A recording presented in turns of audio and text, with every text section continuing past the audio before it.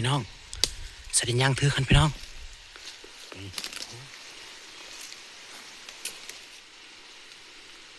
ใหญ่ซ้ำโตฮ้อนเนาะพี่น้องครับกิน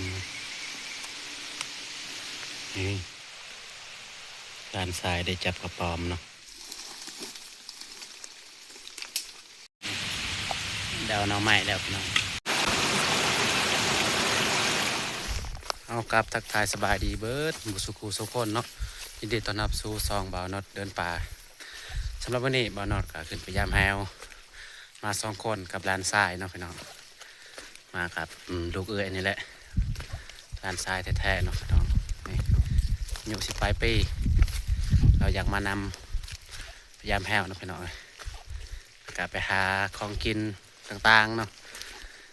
ป่าถ้ามันบ่ทึกแฮวก็ไปหาหน่อไม้หาเห็ดอีหยังป่าเนาะพี่น้องแต่ว่าสมัครครับชมมาเบิ่งแบบยาวๆเด้อเปลี่ยนเลยฝนตกเนาะมื้อนี้พี่น้องฝนตกหลายเด้อพี่น้องมามื้อนี้ก็มาตากฝนเลยแต่บ้านเนาะพี่น้องเพราะว่าฝนตกหลาย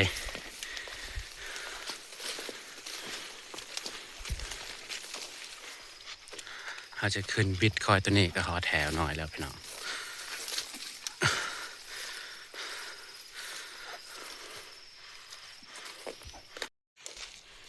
ตอนนี้คอยกับลานทรายก็ได้มาหอแถวแล้วเป็นสิ่งเรียบร้อยแล้วพี่น้องตัวหาจบยามเบิงตัวนี้ขึ้นไปก่อน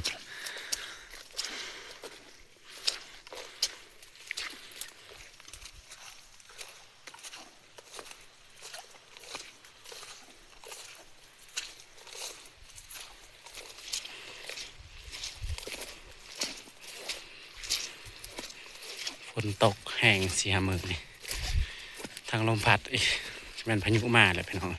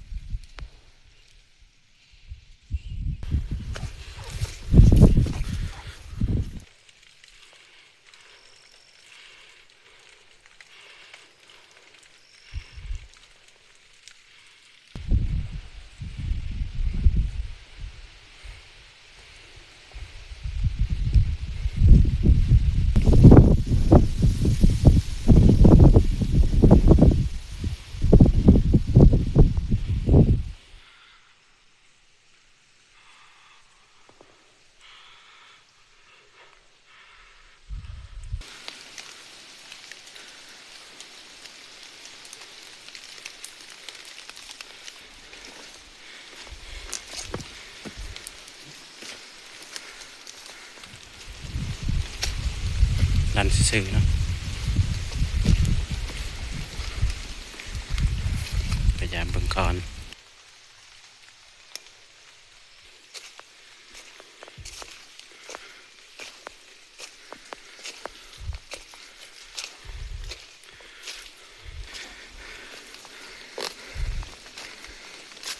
คือสิบ่มีหยังถึกแล้วพี่น้อง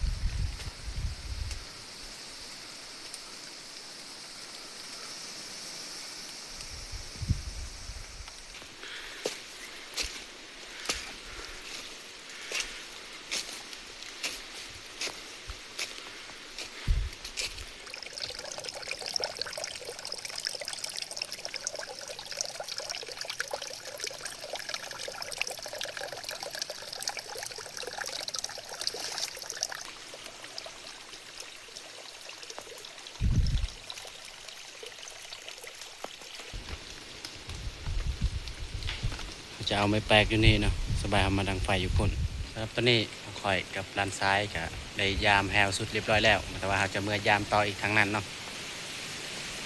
แต่ว่าทางนี้ประมาณมันมียังถึกเนาะพี่น้อง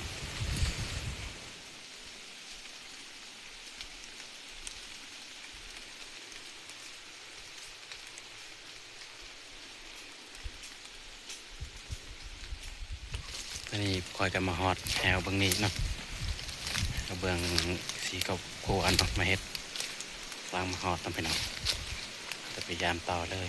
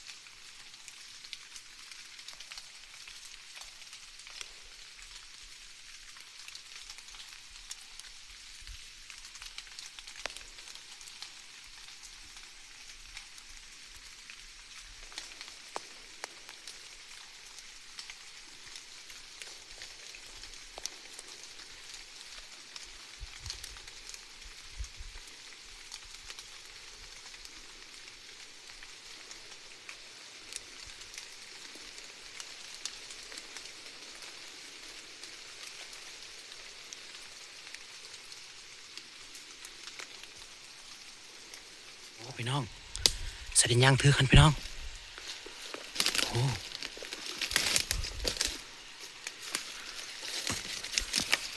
นี่พี่น้องโอ้พี่น้องสดินย่างกับโบหูเนาะนี่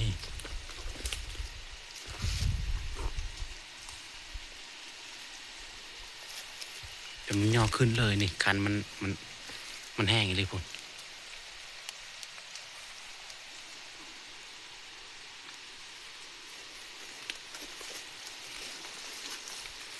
นี่มองนี้นะ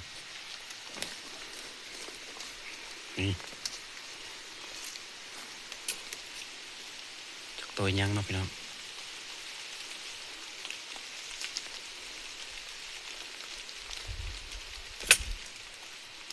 ลอง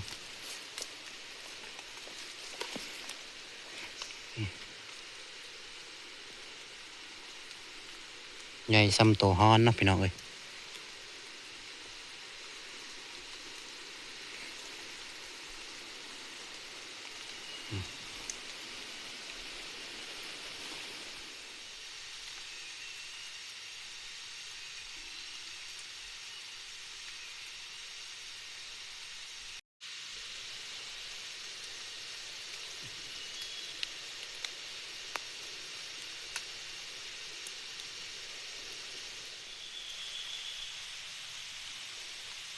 ความหนาวและบอนั้นฟ้าแล้ว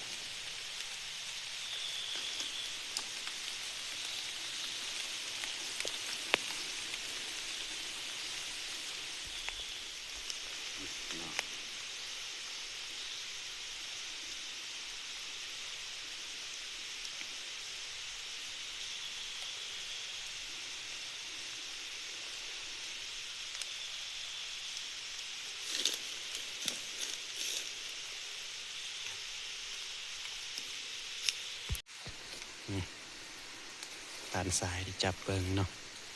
เราโบหูเนาะซื้ออันสัตว์อันนี้ในความลาวเฮากับโบหูคือกันเนาะแต่คือภาษาเฮาเนี่ยฮู้อยู่ตัวนี้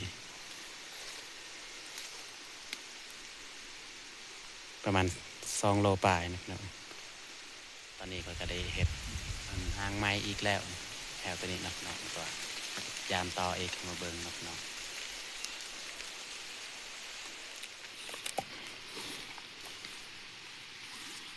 ใส่กระทงเนาะ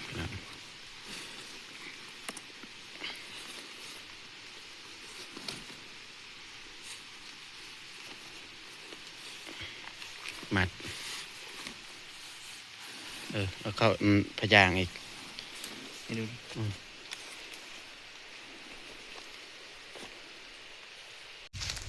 ตอนนี้เขาก็ได้ลงพยายามต่อเลยนะครับ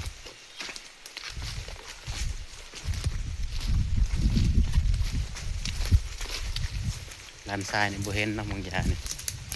สัตว์ตะกันถือนี่เพราะว่าเราบ่ฮู้แถวเด้บ่เห็น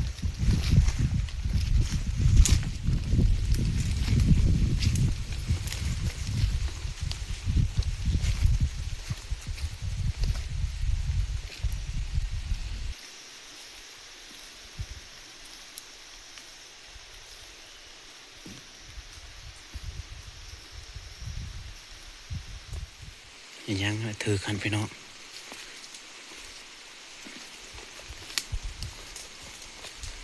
โอ้หมูป่าถือมือนั่นเนาะพี่น้อง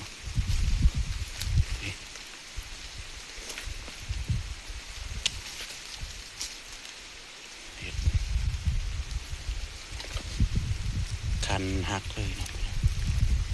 คันแหว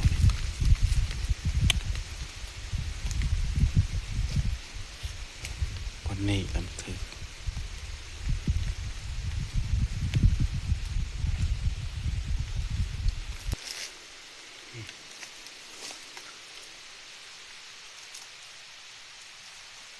หมูป่านะถืออยู่นี่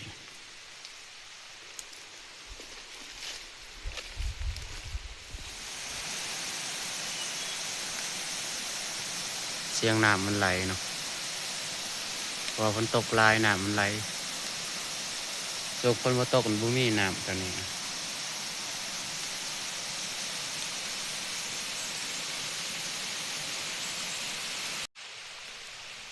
ด้านซ้ายได้จับกระป๋อมเนาะ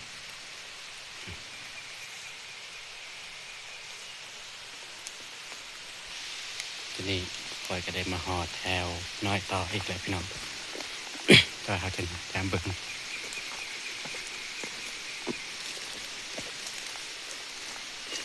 สองลังมันลัน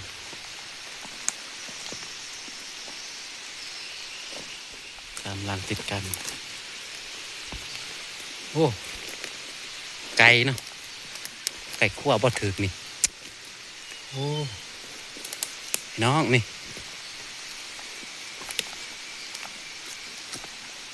แม่น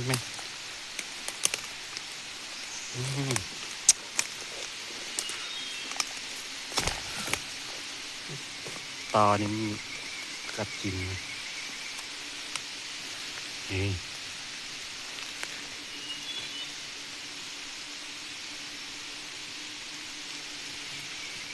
ซีเมนเมื่อวานเมื่อซื้อเนี่ยมันถือเนาะถือคอเลยเนาะ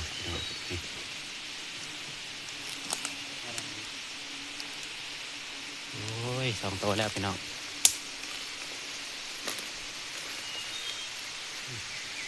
ลังตัวนี้ก็ลั่นเนาะพี่น้อง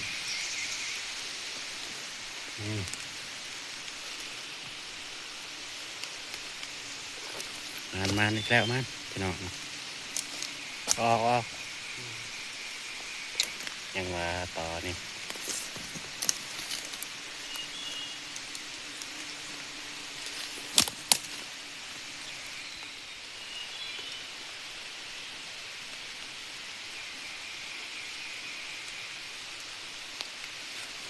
เรียบร้อยแล้วพี่น้อง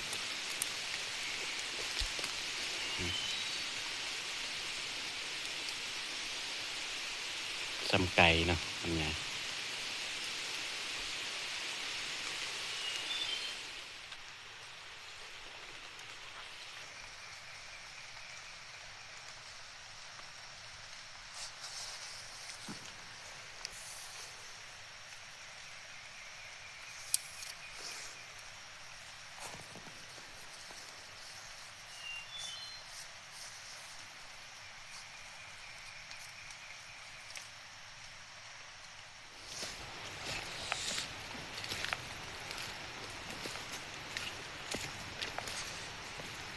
นี่ก็ลันซื้อนะ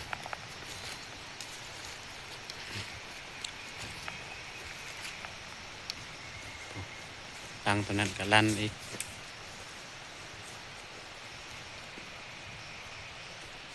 เอาน้องใหม่เนาะพี่น้องเลย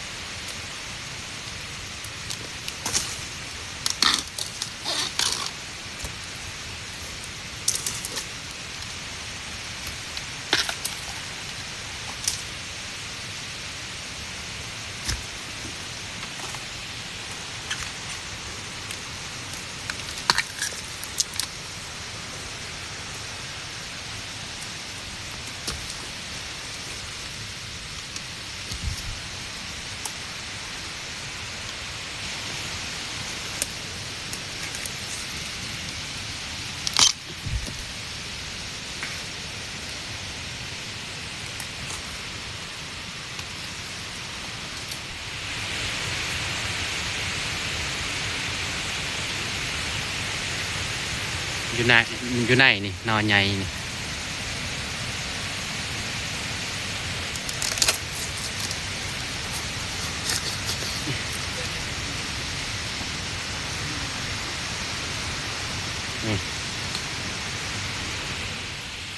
เดาหน่อไม้แล้วพี่น้อง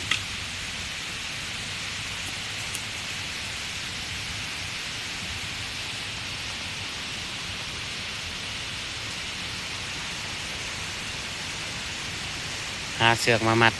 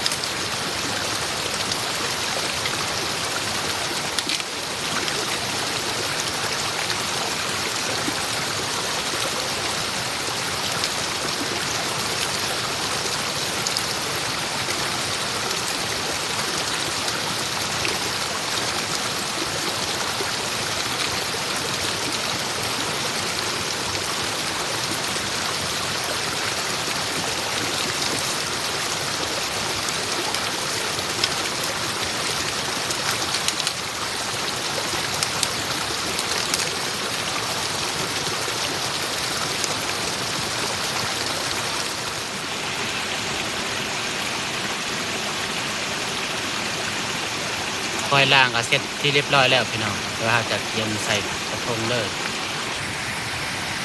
นี่เป็นงานมื้อนี้ก็2โต๊ะเนาะพี่น้องอันนี้ก็แม่นหน่อไม้เอาเติมหน่อไม้เนาะว่าบ่พอ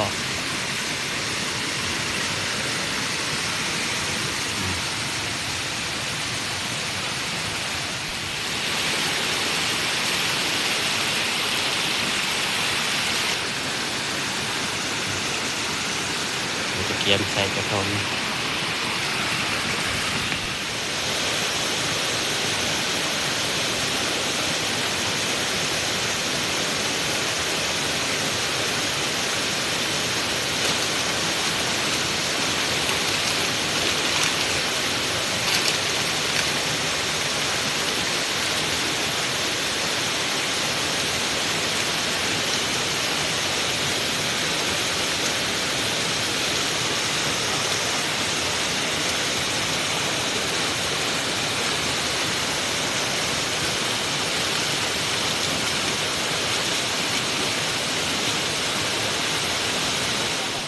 สำหรับคลิปนี้ก็จบลงเพียงเท่านี้แหละพี่น้องอย่าลืมฝากกดไลค์กดแชร์และกดติดตามคลิปต่อๆไปในเด้อพี่น้อง